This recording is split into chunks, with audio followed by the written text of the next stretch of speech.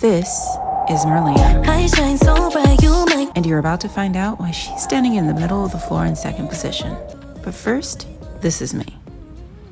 About 3 years ago, I called Marley and said, "Can I give you ballet lessons?" And she said, "Okay." And it's been a wild ride ever since. When I show up, I show out. Didn't know then, but I know now. Best kept secret, but you know now. Take a look what I saw. So recently, she started learning the Sugar Plum Fairy variation and had a lot of questions, which is why every week we bring you this series that we started, Amateur to Ballerina. Now back to why she's standing in the middle of the floor in second position. What's going? How's your week? Any questions? Like, give me. I mean, I was there in your week, so I know what kind of up and downs you had, but it's always fun when you tell it. It's way more fun when you talk about it.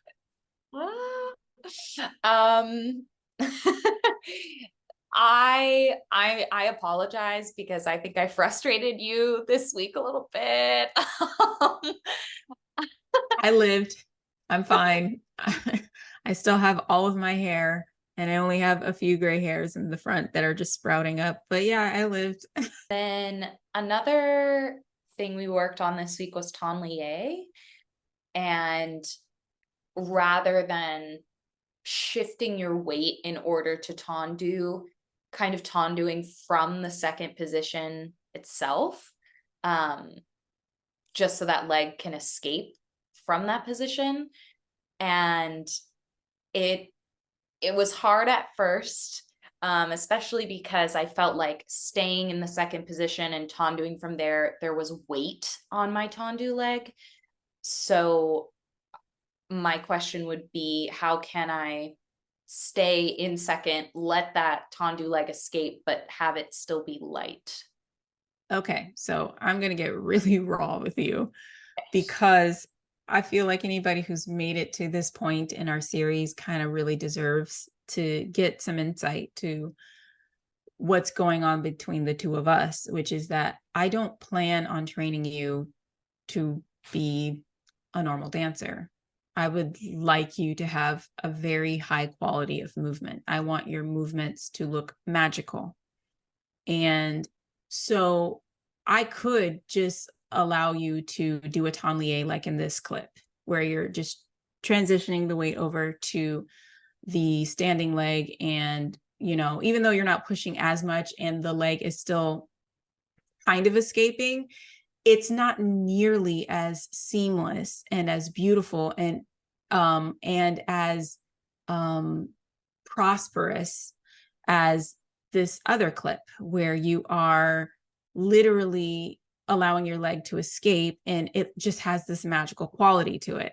So, I mean, for me, those are the dancers that I'm interested in training. I don't care what age they are, but like, I want to train dancers who are interested in creating high quality movements that people can't stop thinking about, honestly. So it's preference. If you want to shift your weight over to the standing leg because you think it's the right way to do it, great, that's fine. But over here, we're going to be doing things that other dancers can't do.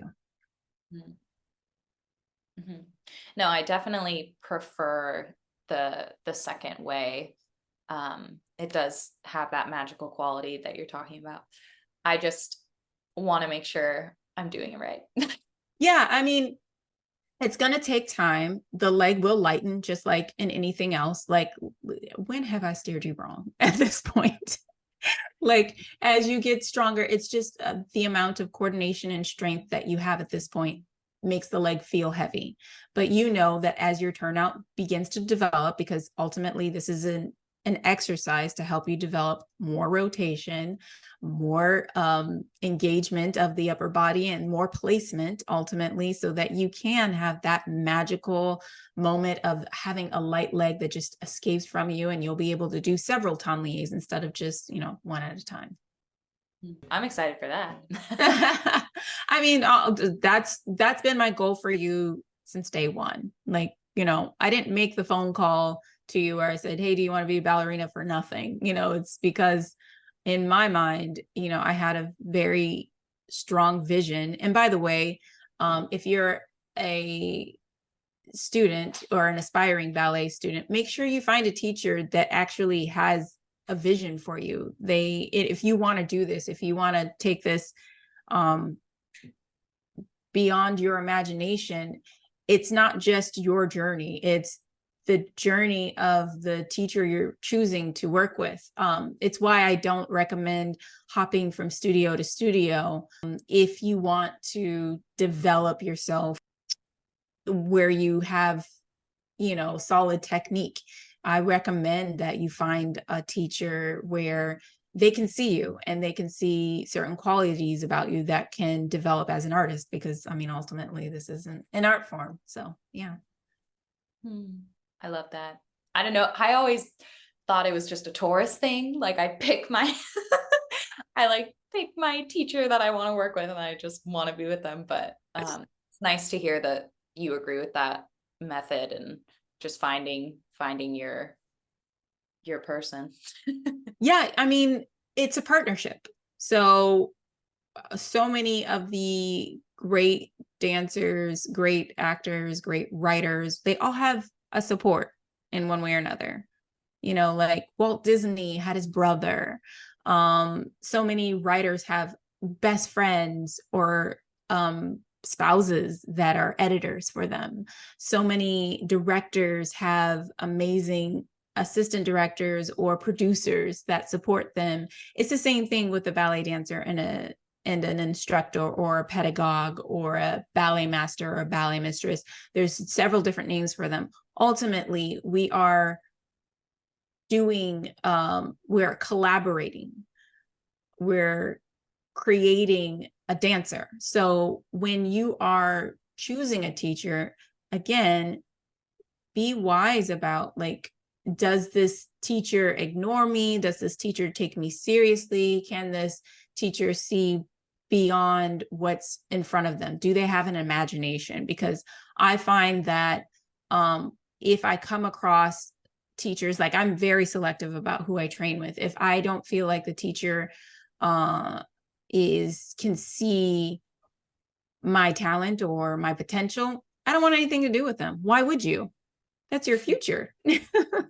That's and if you can't, you're the person that's supposed to, I don't want to say correct me, but place me and make sure that, can you see a triple in my future? Can you see, can I jump beyond what it is today? Can I clean this variation more? Can you see me being coached in brand new choreography that's never been done before? If somebody doesn't have a strong vision for you, what are you doing there? I love that.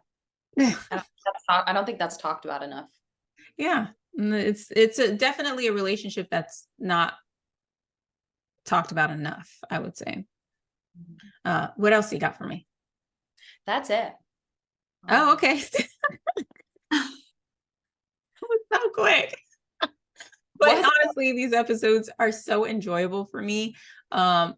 Oftentimes I think as a teacher, I get to not only, work with students who are very dedicated and they truly want to learn ballet in the best way possible. And so I feel very lucky that I get to surround myself with students like that and get to work with you guys. But I also think it's really cool that you, especially because of, the length of your dedication, have chosen to share even the most raw and vulnerable parts of this training. That's not easy. So many people want to get out there and pretend like this stuff is perfect and that you can take it all in stride and it's just this glamorous, really nilly become more graceful journey. And I'll tell you right up front, it can be ballet ugly. Ballet ugly is a phase that we all got to go through where, things will be out of place. You'll be like, what is this teacher doing? Because, you have to redesign your body to turn out. And you, because you were so solid in your commitment, you said, I'm going to show up every day for whatever allotted amount of time we were doing in the beginning. You got to see physical changes in your body quickly. Some of them were great and pleasant right away. Some of them were not. Some of them we, you know, like we had to like really design your body to be able to turn out. And that took a while. It took for your body to be able to take and turn out like a solid year. I mean, you know, you've seen the before and afters. So it's really awesome that you've decided to share that. And I appreciate it, but I'm sure, you know, the audience appreciates it too, because, you know, there's nobody really shows the in-betweens, and there's so many things that you can talk about when the in-betweens. So thank you. And thanks you guys for watching.